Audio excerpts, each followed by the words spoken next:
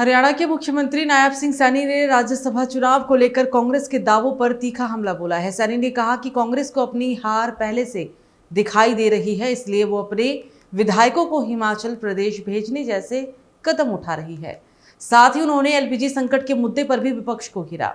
CM Saini ने राज्यसभा चुनाव को लेकर कांग्रेस के दावों पर सवाल उठाए हैं।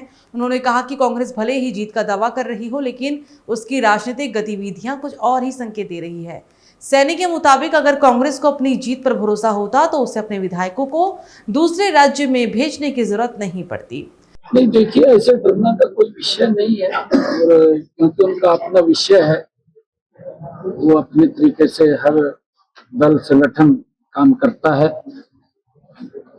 मुझे इसके बारे में जानकारी आपसे मिली है कि वो हिमाचल में गए हैं, मुझे जानकारी नहीं है। अच्छा है कि अपने तरीके से हर दल काम करता है। मुख्यमंत्री ने कांग्रेस के द्वारा विधायकों को हिमाचल प्रदेश भेजने जाने को लेकर कहा कि ये कदम साफ दिखाता है कि पार्टी को अपने ही विधायकों पर भरोसा नहीं। उन्होंने कहा कि कांग्रेस को डर है कि उसके विधायक टूट सकते हैं, इसलिए उन्हें एक जगह सुरक्षित रखने की कोशिश की जा रही है।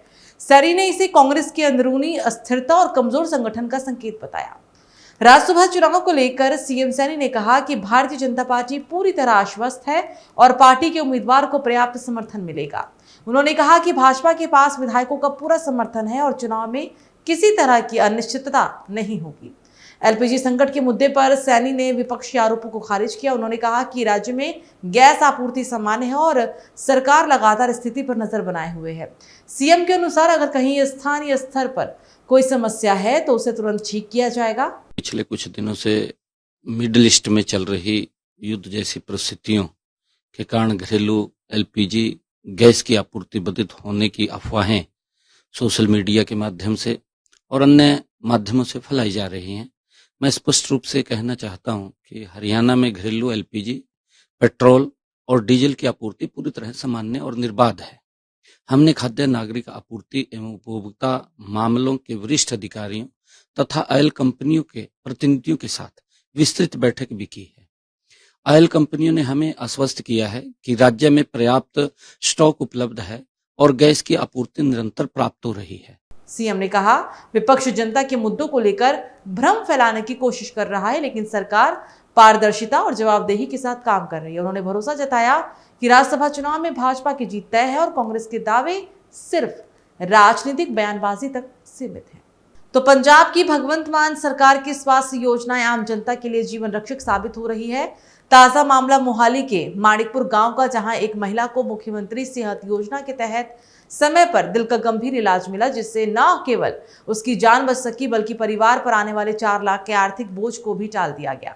सुखविंदर कौर को अचानक सीने में तेज दर्द और मधुमेह की जटिलताओं के बाद निजी अस्पताल ले जाया गया, जहां डॉक्टरों ने तुरंत उन्हें स्टेंट डालने की सलाह दी, जिसका खर्च 3 से 4 लाख के बीच था। परिवार के लिए इतनी बड़ी राशि का तत्काल इंतजाम करना संभव था, लेकिन जैसे ही योजना के तहत पात्रता की पुष्टि हुई, कैशलेस इलाज की प्रक्रिया शुरू की गई और बिना किसी देरी के उनकी सफल सर्जरी भी संपन्न हुई। परिवार ने कहा कि हमारी सबसे बड़ी चिंता उनकी सेहत थी। इतनी बड़ी रकम का तुरंत इंतजाम करना मुश्किल होता। इस योजना की वजह से हम पैसों की चिंता छोड़कर उनके ठीक होने पर ध्यान दे सके। इस योजना के तहत पात्र परिवारों को सालाना 10 लाख तक के इलाज की सुविधा मिलती है।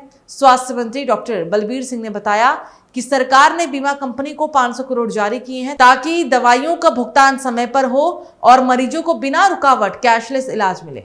वर्तमान में पंजाब के सरकारी अस्पतालों में 70% से अधिक मरीज इस योजना का लाभ उठा रहे हैं। पूरे पंजाब में अब तक 9 लाख से भी अधिक सेहत कार्ड जारी किए जा चुके हैं। सुखविंदर कौर के परिवार ने सरकार का आभार व्यक्त करते हुए कहा कि इस योजना की वजह से वे पैसों की चिंता छोड़कर मरीज की देखभाल पर ध्यान दे सके। ये योजना कैंसर, किडनी और दिल की गंभीर बीमारियों के इलाज में गरीबों के लिए एक बड़ा सुरक्षा कवच बनकर उभरी है।